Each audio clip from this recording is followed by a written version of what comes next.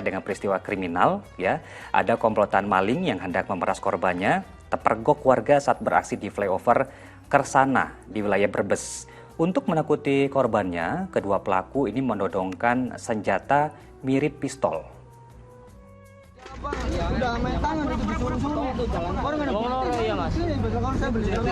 Video amatir ini memperlihatkan seorang pria tertangkap basah oleh warga saat sedang memeras pengendara motor di flyover Kersana, Brebes, Jawa Tengah, Kamis sore. Dia berdua, Mas? Iya, berdua dia. Satunya? Oh, yang kecil itu ya, situ? Dua orang pria yang berboncengan motor memepet motor korbannya dan mengaku sebagai anggota polisi dari Polsek Kersana. Untuk menakuti korbannya, komplotan ini menodongkan senjata api sambil meminta uang sebesar 2 juta rupiah. Korban yang menaruh curiga dengan kedua pelaku berteriak dan mengundang perhatian warga. Karena takut, satu orang pelaku langsung melarikan diri, sementara seorang lainnya berhasil diamankan warga. Guna menghindari amukan massa, polisi yang tiba di lokasi langsung mengamankan pria yang merupakan warga Cirebon, Jawa Barat itu. Barang bukti berupa senjata api mainan serta 2 unit sepeda motor turut dibawa ke kantor polisi. Saat ini, polisi masih memburu satu pelaku lainnya yang sudah dikantongi identitasnya. Sugihartono melaporkan dari Brebes, Jawa Tengah.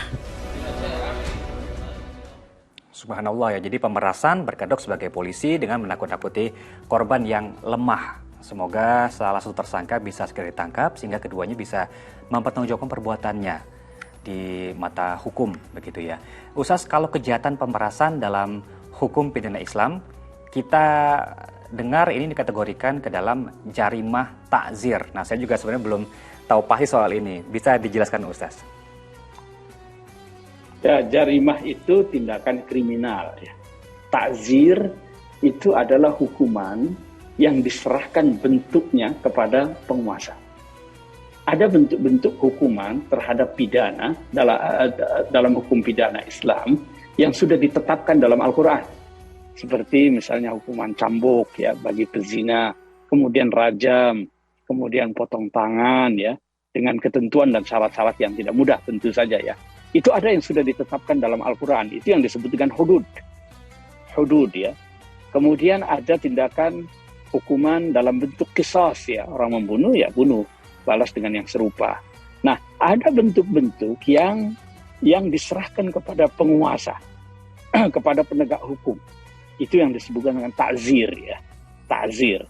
Nah, pemerasan ini adalah bentuk tindakan kriminal yang sebenarnya bukan hanya sekarang ini ya, di masa Rasulullah juga ada gitu ya.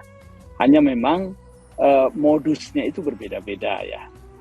Yang intinya itu orang merampas itu, pemerasan itu kan tujuannya untuk mendapatkan atau merampas harta orang lain secara tidak benar. Kan itu sebenarnya tujuannya itu, ujungnya ya. Maka di sini takzir, bentuk hukumannya itu tinggal disesuaikan dengan bentuk kriminalnya. Kemudian peristiwanya, tempatnya, pelakunya, dan seterusnya. Dari situlah nanti hakim atau penegak hukum yang akan menentukan ya. Intinya kalau dalam pemerasan itu terjadi misalnya perampasan harta, kemudian sampai melukai secara fisik, bahkan membunuh, nah ini tentu akan berlipat ya. Dia melakukan dosa yang bermacam-macam itu ya.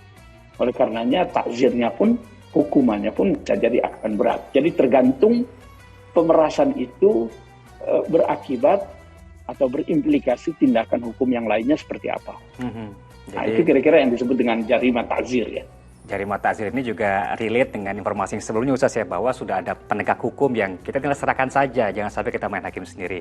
Baik, terima kasih sekali lagi Ustaz sudah mengingatkan kita dengan sejumlah kisah kenabian tadi dan juga tausiah lainnya. Semoga ini berkah juga buat Ustaz dan keluarga. Semoga kita dapat kembali bertemu Ustaz dalam episode yang berikutnya.